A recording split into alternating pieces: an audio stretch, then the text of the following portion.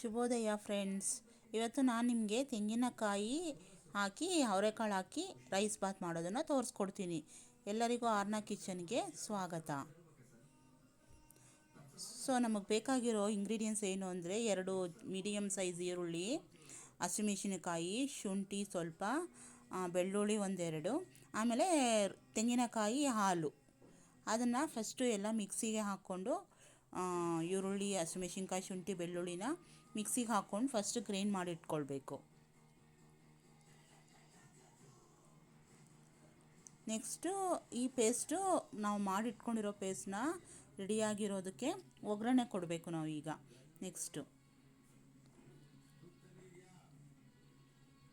ನಾವು ಒಗ್ಗರಣೆಗೆ ಏನೇನು ರೆಡಿ ಇಟ್ಕೊಂಡಿದ್ದೀವಿ ಅಂದರೆ ಅವರೆಕಾಳು, ತೆಂಗಿನ ಹಾಲು, ನಾವು ರುಬ್ಬಿಟ್ಕೊಂಡಿರೋ ಪೇಸ್ಟು, ಆಮೇಲೆ ಗೋಡಂಬಿ, ಚಕ್ಕೆ, ಲವಂಗ, ಮಸಾಲೆ ಸಾಮಾನು.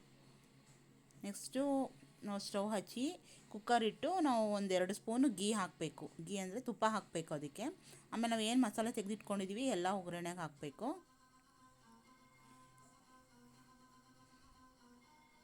ಎಲ್ಲ ಒಗ್ಗರಣೆಗೆ ಹಾಕಿದ್ಮೇಲೆ ಅವರೆಕಾಳು ಏನಿರುತ್ತೆ ಅದನ್ನು ತೆಗೆದು ಹಾಕಬೇಕು.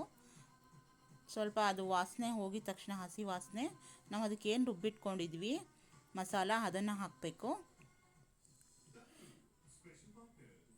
ಆಮೇಲೆ ಇದಕ್ಕೆ ನಾವು ಕಾಯಿ ಹಾಲು ಏನಿತ್ತು ಸಪ್ರೇಟಾಗಿ ಎತ್ತಿಟ್ಕೊಂಡಿದ್ದು ಅದನ್ನು ಮಿಕ್ಸ್ ಮಾಡಬೇಕು. ಅದಕ್ಕೆ ಒಂದು ಚಿಕ್ಕ ಗಾತ್ರದ ನಿಂಬೆಹಣ್ಣು ಕೂಡ ಹಾಕಬೇಕು. ಬಿಕಾಸ್ ಹುಳಿ ಬೇಕು ಅಂದ್ಬಿಟ್ಟು ಅಂತ ನಾವು ನಿಂಬೆಹಣ್ಣು ಆ್ಯಡ್ ಮಾಡ್ತೀವಿ.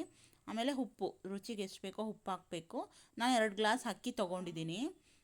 2 ಗ್ಲಾಸ್ ಅಕ್ಕಿ ಹಾಕಿದ್ಮೇಲೆ ನಾವು ಅದಕ್ಕೆ ಈಕ್ವಲಾಗಿ 4 ಗ್ಲಾಸ್ ನೀರು ಹಾಕಬೇಕು. ಆಲ್ರೆಡಿ ನಾವು ರುಬ್ಬಿರೋದು ವಾಟರ್ ಅದರಲ್ಲಿ ಇರೋದ್ರಿಂದ ನಾನು 2 ಗ್ಲಾಸ್ ಮಾತ್ರ ಆ್ಯಡ್ ಮಾಡ್ತಾಯಿದ್ದೀನಿ ವಾಟರು.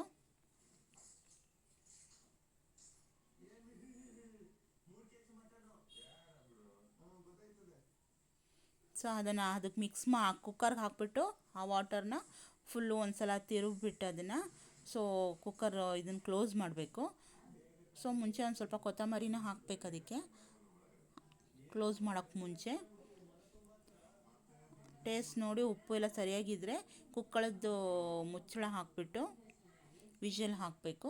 ವಿಷಲ್ ನಮಗೆ 2 ವಿಷಲ್, 1 ಹೊಡೆಸ್ಕೊಂಡ್ರೂ ಸಾಕು, 2 ಹಾಕ್ಸ್ಕೊಂಡ್ರೆ ತುಂಬ ಚೆನ್ನಾಗಿ ಉದುರು ಆಗಿ ರೈಸ್ ಬಾತ್ ರೆಡಿ ಆಗುತ್ತೆ.